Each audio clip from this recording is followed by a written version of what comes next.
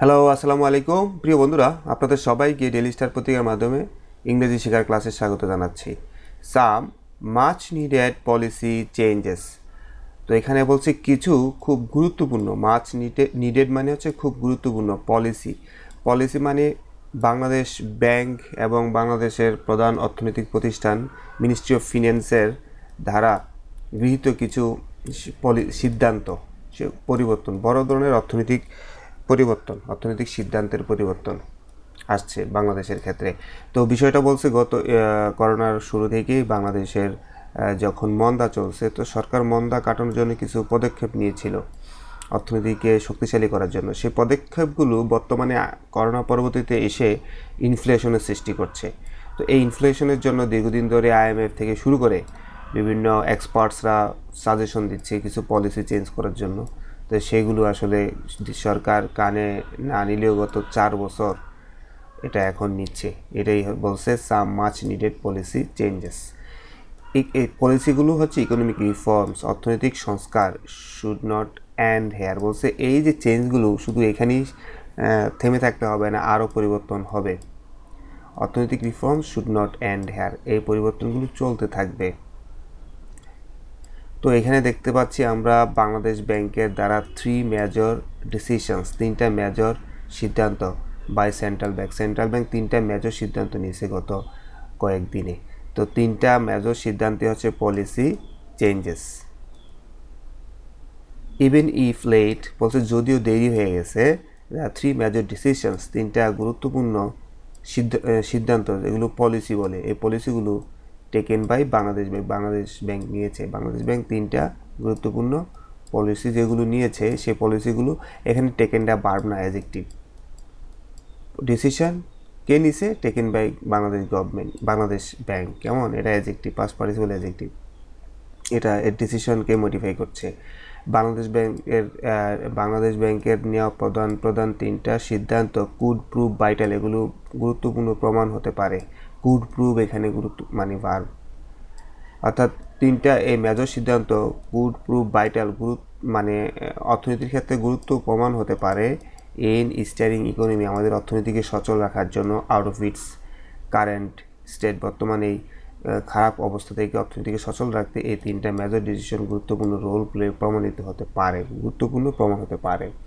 First, প্রথম যেই ডিসিশনটা, মেজর 3 ডিসিশনসের একটা করে আসবে। প্রথম সিদ্ধান্তটা হচ্ছে, এগুলো আপনাদের জানতে হবে যেহেতু আপনারা মানে বাংলাদেশ ব্যাংকের পরীক্ষা দিবেন, অথবা আপনারা কমার্শিয়াল ব্যাংক মানে কমার্শিয়াল ব্যাংকগুলোর পরীক্ষা দিবেন, গুচ্ছ ব্যাংকের পরীক্ষা দিবেন, তারপর আপনার বিশেষ পরীক্ষা দেবেন, এগুলো জানতে হবে। তো সেন্ট্রাল ব্যাংক ডিভ্যালুড অর্থ হচ্ছে অবমূল্যায়ন করা, ডিভ্যালুড দাম কমানো। সেন্ট্রাল ব্যাংক কী করছে? Devalued the local currency against dollar by 7 taka to 117 taka. অর্থাৎ বাংলাদেশ সেন্ট্রাল ব্যাংক ডলার এগেইনস্টে টাকার দাম কমিয়েছে 60 টাকা। কেমন? 60 টাকা এক মানে লাফেই 60 টাকা মানে ডেপ্রিসিয়েশন হয়েছে, অথবা কি বলছে এখানে, ডিভ্যালু হয়েছে টাকার। The highest slide in a day, এবং একদিনে এটাই সর্বোচ্চ পতন। সেকেন্ড যেই এখানে 3টা পলিসি বলছে মেজর ডিসিশনস, এই সেকেন্ড ডিসিশনটা আমরা এখানে জানবো। সেকেন্ড ডিসিশনটা হচ্ছে ইট মানে হচ্ছে সেন্ট্রাল ব্যাংক, লুজেন্ড ইটস গ্রিপ, তার কর্তৃত্ব মানে তার যে মানে লুজেন ইটস গ্রিপ মানে হচ্ছে তার কর্তৃত্ব কমিয়েছে। মানে তার যেই মানে কোনো কিছুতে রিজিড সিদ্ধান্ত সেটা সে কমিয়েছে। লুজ ইটস গ্রিপ মানে তার কর্তৃত্ব সে কমিয়ে দিয়েছে অন দ্য টাকা। অর্থাৎ টাকা, বাংলাদেশ ব্যাংক অথবা বাংলাদেশ মিনিস্ট্রি অফ ফিন্যান্স আসলে টাকা ডলারের এগেনস্টে টাকার যে ডিভ্যালুয়েশন, এটা রোধ করার জন্য তারা টাকাকে ফিক্সড করে দিছে যাতে টাকার মূল্য বেশি হ্রাস না পায়। এইটাই হচ্ছে গ্রিপ। অর্থাৎ টাকা বাজার, নর্মাল বাজারে টাকার নিয়ন্ত্রণ বা টাকার মানে স্পট মার্কেটে, খোলা মার্কেটে টাকার যে মূল্য ভ্যালুয়েশন, এটা ন্যাচারাল না হয়ে মানে কন্ট্রোল করছে বাংলাদেশ সরকার। এই কন্ট্রোল থেকে বেরিয়ে আসছে, loosen its grip on the taka and will now allow it follow the crawling peg system, বর্তমানে ক্রাউলিং পেগ সিস্টেম ফলো করবে। তো এখানে জেনে রাখা ভালো যে টাকার ডিভ্যালুয়েশন ফরেক্স রিজার্ভের এগেনস্টে অথবা ডলারের এগেনস্টে টাকার যেই ডিভ্যালুয়েশন, এটা নিয়ন্ত্রণ করার জন্য, এটা সামাল দেওয়ার জন্য বাংলাদেশ সরকার কিন্তু ফিক্সড সিস্টেমে গিয়েছিল। তিনটা ভাবে এরকম মানে ডলার কারেন্সি বাজার নিয়ন্ত্রণ করা হয়। একটা হচ্ছে ফিক্সড, একটা হচ্ছে ফ্লোটিং মানে ভাসমান, আর একটা হচ্ছে ক্রাউলিং পেগ সিস্টেম। তো বাংলাদেশ সরকার ফিক্সড করে দিছে যে না 110 টাকা সমান $1, এই যে ফিক্সড করে দিছে, এই ফিক্সড করা থেকে এই যে লুজেন ইটস গ্রিপ বেরিয়ে আসছে অন টাকা অ্যান্ড উইল নাও অ্যালাউ ইট, এখন টাকাকে কি করবে, টু অ্যালাউ ক্রাউলিং পেগ সিস্টেমের মাধ্যমে টাকার এগেনস্টে ডলার রেট নির্ধারিত হবে। তো মানে ফিক্সড তো বুঝতে পারছেন যে টাকাটা ফিক্সড করে দেয়, এর নিচে নামে না। আর ফ্লোটিং হচ্ছে অনেকটা ক্রাউলিং পেগ সিস্টেমের মতোই, তবে ক্রাউলিং পেগ সিস্টেমটা আসলে আন্তর্জাতিকভাবে widely accepted in this situation. এখানে টাকার কিছু নির্দিষ্ট দিন পরে এগুলো টাকা অ্যাডজাস্ট করে। টাকার যেমন বর্তমানে 170 টাকা, তো এটার একটা মানে সার্কিট দিয়ে দেয়, খুব বেশি বাড়তেও পারে না, খুব বেশি করতে পারে না। এতে যারা ইম্পোর্টার্স আছে, যারা এক্সপোর্টার্স আছে, যারা বরোয়ার্স আছে, আন্তর্জাতিক ট্রেডের ক্ষেত্রে সুবিধা হয় অ্যাডজাস্ট করতে, কারণ মানে একেবারে যেই সময় আসলে মানে ট্রেডটা হয় সেই সময় টাকা আর ডলার ফিক্সড থাকলে সমস্যা হয়। তো এখানে ক্রাউলিং পেগ সিস্টেমটাকে ডেফিনিশন দিছে, means exchange rate will be more flexible, এখন এক্সচেঞ্জ রেটগুলো খুব ফ্লেক্সিবল হবে, ফিক্সড হবে না। অ্যান্ড থার্ড অর্থাৎ তৃতীয় যে মানে ডিসিশনটা নিছে, ইট মানে Bangladesh bank made the landing rates fully market based, অর্থাৎ এই যে যারা সুদ নেয় ব্যাংক থেকে, মানে ব্যাংক থেকে লোন নেয়, কেমন এই লোন নেওয়ার যে ল্যান্ডিং রেটস অর্থাৎ লোন নেওয়ার যেই সুদের হার, লোনের এগেনস্টে সুদের হার, এখন আগে এটা মানে ফিক্সড ছিল, ধরেন বাংলাদেশ ব্যাংক নির্দিষ্ট করে দিয়েছে যে সর্বোচ্চ 9% সিঙ্গেল ডিজিট, কেমন made it landing rates fully market based, 9% আসলে করছে অর্থনীতিকে শক্তিশালী করার জন্য, এটা ফিক্সড করে দিয়েছে। এখন এটার made it landing rates fully market based, এখন এখান থেকে বেরিয়ে আসছে বাজারে নিয়ন্ত্রণ, বাজারের যে স্বয়ংক্রিয়ভাবে এই সুদ নিয়ন্ত্রিত হয়। Abandoning a treasury bill linked formula for banks, এখন যে ফর্মুলা হাতে নিয়েছে সেটা হচ্ছে গভর্নমেন্ট ট্রেজারি বিলের পদ্ধতিতে আপনার এই ল্যান্ডিং রেট নির্ধারিত হয়েছে। কেমন যেই ঋণ নেয় সেই ঋণের যেই সুদ হবে সেটা এখন ট্রেজারি বিল পদ্ধতির মাধ্যমে হবে। তো ট্রেজারি বিল পদ্ধতির মাধ্যমে কি হবে সেটা এখানে একটু বলছে, which marks a major shift from the command, নয় এখানে কিছু বলে না, এখানে বলছে এই যে ট্রেজারি বিল পদ্ধতির মাধ্যমে মানে ঋণের সুদ নির্ধারিত হবে, এটা আসলে একটা বড় ধরনের একটা পরিবর্তন। কিসের পরিবর্তন? From the command and control system, সরকার এই যে এই বিষয়টা যে কমান্ড অ্যান্ড কন্ট্রোল সিস্টেম করছে 9%ই হতে হবে, imposed on banks for 4 years, গত 4 বছর ধরে গভর্নমেন্ট সরকার ব্যাংকের উপরে যে নির্দিষ্ট করে দিছে সেটা থেকে বেরিয়ে আসছে একটা মেজর পরিবর্তন। তো এখানে ট্রেজারি বিল লিঙ্ক সিস্টেমটা আপনারা সার্চ দিয়ে বিস্তারিত দেখবেন, বিষয়গুলো অর্থনৈতিক বিষয়, এগুলো আমার এক্সপ্লেনেশন যেমন কম হতে পারে আপনাদের, আমি হয়তো কিছুটা বোঝাতে পারবো, আপনারা বিস্তারিত দেখে নেবেন। তো ট্রেজারি বিল লিঙ্ক সিস্টেম হচ্ছে এখানে গভর্নমেন্টের ঋণপত্র, এগুলো ট্রেজারি বিল। তো গভর্নমেন্টের ঋণপত্র এগুলো সাধারণত 90 দিন থেকে শুরু করে 1 বছরে ড্র হয়। তো এখানে যেই ইন্টারেস্ট রেটটা থাকে সেই ইন্টারেস্ট রেটের চাইতে সামান্য কিছু বেশি রেটে ল্যান্ডিং রেট দিলে সেটাকে বলে ট্রেজারি বিল লিঙ্কড, অর্থাৎ গভর্নমেন্ট ট্রেজারি বিলের সুদের চাইতে একটু বেশি সুদ থাকে কমার্শিয়াল ব্যাংকের সুদ, এটা হচ্ছে ট্রেজারি সিস্টেম। তো এটার আশেপাশে থাকে হচ্ছে এটা, তো আসলে এটা থেকেও বেরিয়ে আসছে সরকার, টোটালি এখন এটা হয়ে গেছে মার্কেট বেস। ইকোনমিস্ট অর্থনীতিবিদরা হ্যাভ বিন কলিং অর্থ দীর্ঘদিন ধরে বলছে, দীর্ঘদিন ধরে আহ্বান করছে কেমন present perfect continuous tense, have been calling for, দীর্ঘদিন ধরে বলে আসছে all three of this measures, এই তিনটা মেজার্স নেওয়ার জন্য অর্থনীতিবিদরা দীর্ঘদিন ধরে বাংলাদেশ সরকারকে বলে আসছে for some time now. So we welcome the central banks decision. তো শেষ পর্যন্ত যখন ব্যাংক এই সিদ্ধান্ত নিয়েছে, কোন সিদ্ধান্ত? এই যে এখানে আছে 3 মেজর ডিসিশনস, এবং এই 3টা মেজর ডিসিশনগুলো ইকোনমিস্টরা have been calling for all three of the this measures. এই সব সিদ্ধান্ত নেওয়ার জন্য অর্থনীতিবিদরা বারবার ব্যাংকে বলে আসছে, যেহেতু এখন এটা নিয়েছে, সো ওই ওয়েলকাম, আমরা স্বাগত জানাই the central bank decision to implement them at last. অবশেষে যে এগুলো কার্যকর করছে, এই কারণে বাংলাদেশ ব্যাংকে স্বাগত জানাই। But the time leg effect, তো অর্থনীতির ভাষায় টাইম লেগ ইফেক্ট, অর্থনীতির ইকোনমিক পলিসিসগুলো অথবা ফিন্যান্স পলিসিসগুলো যখন সরকার এক্সিকিউট করে, এগুলো বাস্তবায়ন হইতে একটা সময় লাগে, দীর্ঘ সময় লাগে, অনেকগুলো ইন্ডিকেটরস থাকে, এই কারণে দীর্ঘ সময় লাগে, এটাকে বলে টাইম লেগ ইফেক্টস। বলছে এই সিদ্ধান্ত নেওয়ার সাথে সাথে যে মার্কেট স্টেবল হয়ে যাবে তা না, এগুলো নিচে এগুলো কাজ করতে করতে একটা সময় লাগবে, এই কারণে বলছে time lag effects could delay their effects on the economy. অর্থনীতিতে এগুলোর প্রভাব, এগুলোর কাজ শুরু করতে একটা সময় লাগবে।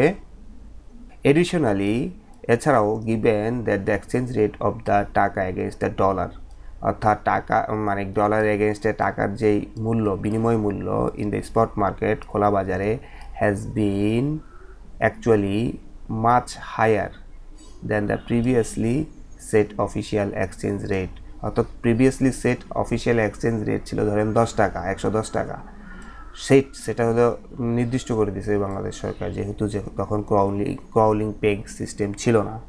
তো এখন আইসা স্পট মার্কেটে কী হয়েছে, has been actually much higher, আসলে টাকার ডিভ্যালুয়েশনটা আরও বেশি হয়েছে আগের, এখন 117 টাকা।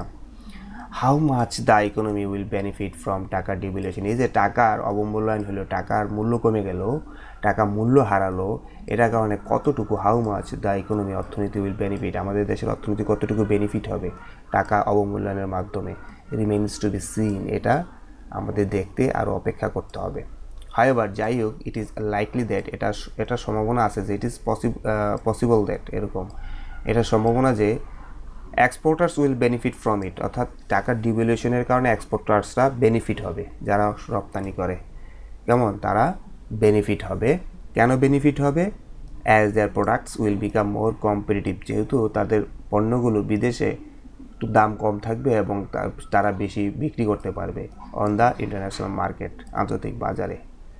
অন দ্য ফ্লিপ সাইড জিনিসটা হচ্ছে অন দ্য আদার হ্যান্ডের আধুনিক সংস্করণ, on the flip side. On the other hand, these will make imports more expensive, কিন্তু টাকার মূল্য কমে গেলে বেশি টাকা দিয়ে ডলার কিনতে হবে এবং কোনো কিছু ইম্পোর্ট করতে গেলে ইম্পোর্টটা এক্সপেন্সিভ হবে, likely resulting in a decrease in the import of capital machineries, এবং এর কারণে সম্ভাবনা আছে এর ফলে ডিক্রিজ, কমে যাবে, in the import of capital machineries, শিল্প প্রতিষ্ঠান স্থাপনের ভারী যে মেশিনারিজ, এগুলোর ইম্পোর্ট কমে যাবে, মানে ইন্ডাস্ট্রির গ্রোথ স্লথ হয়ে যাবে, অ্যান্ড ইকোনমিক গ্রোথ, এবং ইকোনমি স্লো হয়ে যাবে। Given that GDP growth in the, এই কারণেই আপনার জিডিপি গ্রোথ, আমাদের যে মোট দেশীয় উৎপাদন, গ্রস ডোমেস্টিক প্রোডাকশন, জিডিপি মানে কি, গ্রস ডোমেস্টিক প্রোডাকশন, তো এখানে মোট দেশীয় উৎপাদন in the second quarter of this ইয়ার, তো একটা বছরের অর্থনীতির ভাষায় আপনার 4টা কোয়ার্টার থাকে, তো 4টা কোয়ার্টারের মধ্যে সেকেন্ড কোয়ার্টারে দেশের মোট উৎপাদন has already been the lowest, সবচেয়ে কম হয়েছে, জিডিপি মনে হয় 3% যেন, তো এটা আসলে খুবই কম, কারণ হচ্ছে টাকার অবমূল্যায়নের কারণে। টাকার অবমূল্যায়ন হইলে আপনার কী হবে, ইনভেস্টমেন্ট কম হবে, তারপর যারা ইন্ডাস্ট্রিতে ইনভেস্ট করবে তাদের ইন্ডাস্ট্রির ক্যাপাসিটি কমে যাবে, তো ক্যাপাসিটি কমার কারণে অবশ্যই জিডিপি মানে উৎপাদন কমে যাবে। তো GDP growth in the second quarter of this year has already been the lowest, সবচেয়ে কম হয়েছে জিডিপি এই সেকেন্ড কোয়ার্টারে, ইন অ্যাটলিস্ট 3 কোয়ার্টার্স, কিসের তুলনায়, গত 3 কোয়ার্টারের তুলনায়। ইটস ইম্প্যাক্ট অন ইকোনমি, এটার প্রভাব, অর্থনীতিটার প্রভাব কুড বি ডিভাস্টেটিং, খুবই ভয়ানক হতে পারে। কিসের ভয়ানক? যে জিডিপি গ্রোথ স্লো হচ্ছে, টাকার ডিভ্যালুয়েশন হচ্ছে, ক্যাপিটাল মেশিনারিজ ইম্পোর্ট করা যাচ্ছে না, এই সবগুলোর কারণে আমাদের কি হবে, ডিভাস্টেটিং হতে পারে আমাদের অর্থনীতি। দেয়ারফর, সুতরাং এই যে ডিভাস্টেটিং এই অবস্থাটা, বিধ্বস্ত অবস্থাটা কাটাইতে একটা সলিউশন দেওয়া হয়তো দ্য গভর্নমেন্ট শুড, সলিউশন দিছে, try to question that in other wedge. সরকারকে এই জিনিসটা অন্যভাবে চেষ্টা করতে হবে, একটু কুশন মানে এখানে এটাকে এই যে ডিভাস্টেটিং সিচুয়েশনটা হ্যান্ডেল দেওয়া, এটাকে করতে হবে অন্য পদ্ধতিতে মানে সরকার চাইলে যারা মানে জিডিপি গ্রোথে রোল প্লে করে তাদেরকে সরকার বিভিন্ন সাবসিডিজ দিতে পারে, ইন্ডাস্ট্রিগুলোর সাবসিডিজ দিতে পারে, এক্সপোর্টের উপরে সাবসিডিজ দিতে পারে, হ্যাঁ, তারপরে ইনসেন্টিভ দিতে পারে। তো এখানে কুশন নর্মালি হচ্ছে আমরা যখন এই যে ছবি মানে এগুলো হচ্ছে কুশন, যখন নাউন অর্থে, এটাকে এখানে নাউন না কুশন যে বসায় এগুলো হচ্ছে কুশন, কিন্তু কুশন এখানে ব্যবহার করা হয়েছে এখানে বলছে soft pillow pad used for sitting kneeling, কিন্তু এখানে কুশন অর্থ হচ্ছে something such as economic factor or a medical procedure serving to mitigate লাঘব করা the effect of disturbance or disorder, কোনো সমস্যা লাঘব করার জন্য যে ব্যবস্থা সেটাকে কুশন বলে। এখানে বলছে সরকারকে অবশ্যই চেষ্টা করতে হবে টু কুশন মানে লাঘব করা, এই বিষয়টা লাঘব করা ইন আদার ওয়েজ, অন্য দিক দিয়ে চেষ্টা করতে হবে এটা লাঘব করার জন্য। Scraping the smart interest rate, তো এতদিন ছিল স্মার্ট ইন্টারেস্ট রেট, কেমন মানে ইন্টারেস্ট রেটটা ফিক্সড করে দিচ্ছে গভর্নমেন্ট, এটাকে বাতিল করা, এটা কিন্তু বাতিল হয়েছে, 3টা ডিসিশনের একটা decision. And opting for a market driven one instead, এবং বর্তমানে ইন্টারেস্টটা আপনি ঋণ নিলে সেই ঋণের ইন্টারেস্টটা মানে অটোমেটিক অ্যাডজাস্ট হবে, এটা বলছে market driven one interest would result in, এটার কারণে কী হবে, এটার ফল কী হবে, could result in interest rates to rise, ইন্টারেস্ট রেটটা বেড়ে যাবে, কেমন এখানে কুড রেজাল্ট ইন হচ্ছে ভার্ব, কুড রেজাল্ট ইন অর্থ হচ্ছে যেটার মানে কোনো কিছুর ফলে কি ঘটবে, ইন্টারেস্ট রেটটা রাইজ হবে। অ্যাজ বরোয়িং বিকামস কস্টলিয়ার, যেহেতু টাকা নেওয়া, ব্যাংক থেকে টাকা নেওয়া অথবা সরকার কি দেওয়ার ট্রেজারি বিল অথবা বিভিন্নভাবে সঞ্চয়পত্রের মাধ্যমে যদি ঋণ নেয় ব্যাংক থেকে, সেটাও কি হবে কস্টলিয়ার, বেশি খরচ হয়ে যাবে, অথবা যারা ইন্ডাস্ট্রি দেয় তারা যদি তাদের ইন্ডাস্ট্রির জন্য টাকা নেয়, যেহেতু ইন্টারেস্ট রেট রাইজ মানে বেশি, তাহলে বরোয়িং বিকামস কস্টলিয়ার, টাকা নেওয়া ইন্ডাস্ট্রির জন্য টাকা নেওয়া বেশি মানে এক্সপেন্সিভ হয়ে যাবে। ডিমান্ড ফর, এই কারণে ডিমান্ড ফর লোনের যে ডিমান্ড সেটা ডিপ, সেটা কমে যেতে পারে। ডিপ মানে আমরা জানি মানে ডিক্রিজ, কেমন ডিপ অর্থ ডিক্রিজ, নিচে নেমে যাওয়া, লোনের চাহিদা কমে যাবে। অ্যান্ড কনসিকুয়েন্টলি এর ফলে ইনফ্লেশন কুড কাম ডাউন, তো মানুষ যদি লোন না নেয় স্বাভাবিকভাবে ইনফ্লেশন মূল্যস্ফীতি বা মুদ্রাস্ফীতি কমে যাবে, বর্তমানে যেটা চাচ্ছে গভর্নমেন্ট। দিস হাউএভার, কিন্তু এটা হইলে যে সব ভালো তা না, এটার বিপরীত সাইডে ফ্লিপ সাইডে আরেকটা বিষয় আছে, সেটা হচ্ছে slow economy however will negatively affect borrowers, এবং এর কারণে বেশি লোন নেওয়া, যেমন আমি ধরেন 10 লাখ টাকা লোন নিছি, এখন আমি কিন্তু নেগেটিভলি এফেক্ট হব, কেমন, কারণ আমাকে বেশি ইন্টারেস্ট দিতে হবে। And for the sake of good borrowers, এবং কিছু বরোয়ার্স যারা টাকা ঋণ নেয়, ঋণ গ্রহীতা, তারা কিন্তু তাদের দরকার আছে দেশের, কারণ তারা ইন্ডাস্ট্রি চালায়, তো তাদের জন্য অ্যান্ড ওভারঅল ব্যাংকিং সেক্টরে ঠিক রাখার জন্য, এখন মানুষ লোন নেবে না, ব্যাংকিং সেক্টরে লাভ হবে না, এই সবগুলো জিনিস ঠিক রাখার জন্য government has to go a step forward, গভর্নমেন্টকে আগে আসতে হবে, ইনিশিয়েট সাম মাচ নিডেড ব্যাংকিং রিফর্মস, কিছু ব্যাংকিং সংস্কার করতে হবে, টু ক্লিন আপ ইস্যুস, এই বিষয়গুলো পরিষ্কার করার জন্য, কন্ট্রোল করার জন্য, দ্যার হ্যাভ প্লেগড, যে বিষয়গুলো দীর্ঘদিন ধরে সমস্যায় জর্জরিত করছে দ্য সেক্টরে ব্যাংকিংকে ফর ইয়ার্স, বছরের পর বছর ধরে। বলছে বর্তমানে সিচুয়েশন থেকে বেরিয়ে আসতে আপনার এই ব্যাংকের যে সমস্যা আছে এগুলো সমাধান করতে হবে। অন দ্য আদার হ্যান্ড, অন্যদিকে an increase in interest rate, এই যে ইন্টারেস্ট রেট বাইরে গেছে, লোনের উপর ইন্টারেস্ট রেট বাইরে গেছে, could finally provide depositors with some good news, যারা আমানত করছে ডিপোজিটর্স, যেমন আমরা তো যারা টাকা নেয় এরা হচ্ছে ল্যান্ডার্স, আর যারা বিভিন্নভাবে টাকা জমা দেয়, যেমন যে বিভিন্ন অর্থনৈতিক মানে কি বলে সঞ্চয়পত্রের মাধ্যমে, ডিপোজিটের মাধ্যমে তারা টাকা জমা দেয়, তাদের জন্য যেহেতু ইন্টারেস্ট রেট বৃদ্ধি পাবে, on the other hand an increase in interest rate যেহেতু বৃদ্ধি পাবে, could finally provide ডিপোজিটার্স with good news, তাদের জন্য ভালো হবে। অ্যাজ ইন্টারেস্ট অন ডিপোজিট, যেহেতু তাদের আমানতের উপরে সুদের হার শুড গো আপ, বেড়ে যাওয়া উচিত, বেড়ে যাবে। The steps taken by Bangladesh ব্যাংকের গৃহীত পদক্ষেপগুলো ওয়ার নেসেসারি, এগুলো দরকার ছিল, but they could lead to some short term pains, কিন্তু এগুলো বাস্তবায়ন করার পরে এগুলো কিছু অস্থায়ী শর্ট টার্ম স্বল্পমেয়াদী সমস্যা, পেইনস মানে চ্যালেঞ্জেস, প্রবলেমস নিয়ে আসতে পারে। But those could be minimize, কিন্তু এই সমস্যাগুলো আসলে চাইলে মিনিমাইজ কমানো যাবে বাই এনশিওরিং গ্রেটার এফিসিয়েন্সি, দক্ষতার মাধ্যমে, and improvements in certain areas, কিছু এরিয়াসে উন্নতির মাধ্যমে। Which should be governments focus now, যেই সার্টেন এরিয়াসে যে ইমপ্রুভমেন্টটা সেগুলো এখন সরকারের মনোযোগ দেওয়া উচিত। মোরওভার, এছাড়াও this should not be the end of economic reforms, অর্থাৎ এই তিনটা ডিসিশন নেওয়ার পরেই মানে মনে করলে হবে না যে আর কোনো রিফর্মস হবে না। Economic reforms should not be the end, এটা চলতে থাকবে, বাট এটা বরং এটা কি হতে থাকবে, দ্য বিগিনিং অফ ইট, মাত্র তো পরিবর্তন শুরু হলো। The IMF international monetary fund for example has mentioned, IMF কিন্তু আরও কিছু পরিবর্তনের কথা বলছে, মেনশন করছে the need for certain banking sector reforms, banking সেক্টরে কিছু পরিবর্তনের কথা বলছে, হুইচ গভর্নমেন্ট শুড অলসো হিড, যেগুলো সরকারের উচিত শোনা। হিড অর্থ হচ্ছে গুরুত্ব দেওয়া, মানে পে ইম্পর্টেন্স টু সামথিং, কেমন, সেগুলোতে গুরুত্ব দেওয়া, সেগুলোতে কান দেওয়া, পে হিড, মানে এখানে এইভাবে বলতে পারতো গভর্নমেন্ট শুড পে হিড, বা এখানে শুধু হিডটাই ভার্ব হিসেবে ব্যবহার করা হয়েছে। অ্যাসাইড ফ্রম দ্যাট, এছাড়াও আমরা দেখব it should concentrate on increasing its revenue collection, it মানে গভর্নমেন্ট। তো IMF আরেকটা কথা বলছে যে আপনারা ব্যাংকের তো সংস্থার রিফর্মস আনবেনই, এবং আরেকটা জিনিস করবেন, সেটা হচ্ছে আপনারা কনসেন্ট্রেট অন, আপনারা মনোযোগ দিবেন।